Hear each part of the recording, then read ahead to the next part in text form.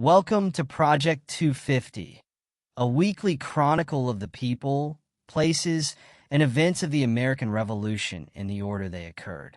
So, without further ado, here's what was happening 250 years ago on this date, October 26, 1774. At Philadelphia's Carpenters' Hall, the First Continental Congress adjourns. Under the leadership of President Peyton Randolph, the delegates have spent the past 7 weeks debating various proposed responses to the coercive or intolerable acts. After much discussion, they adopted several important resolutions, beginning on September 17th, when they endorsed the Suffolk Resolves, a measure originating in Suffolk County, Massachusetts, which urged the colonists not to comply with the intolerable acts, to boycott British goods, and to begin forming colonial militias.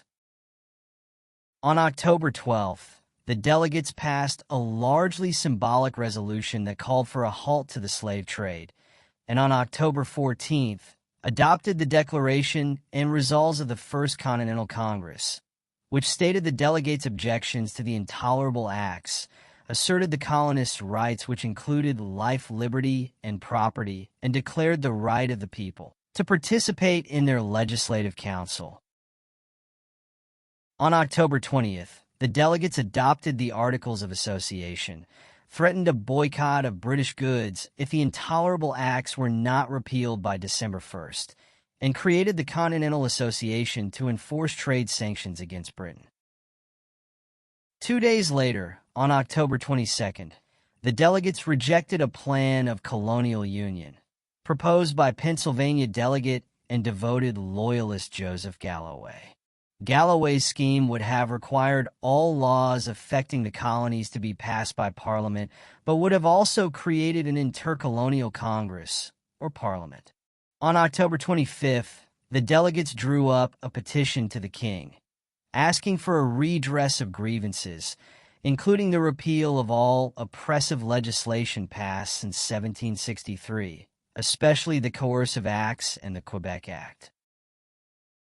As the Congress prepared to adjourn, the delegates approved a further set of resolutions recommending that the colonists make military preparations and agreed to a series of non-importation, non-exportation, and non-consumption agreements. Finally, the delegates agreed to reconvene the following spring in May 1775 if the British response proved inadequate.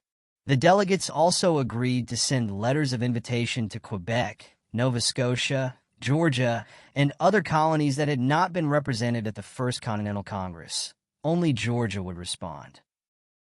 Although no one knew it at the time, the delegates had just taken their first tentative steps toward rebellion and eventual independence. As we close on this same date, the Massachusetts Provincial Congress, meeting at Cambridge, in open defiance of Governor Thomas Gage, approved a plan to recruit companies of elite volunteers. These elite units, since they were expected to be ready at a minute's warning, would come to be known as Minutemen. And that's the way it was 250 years ago this week.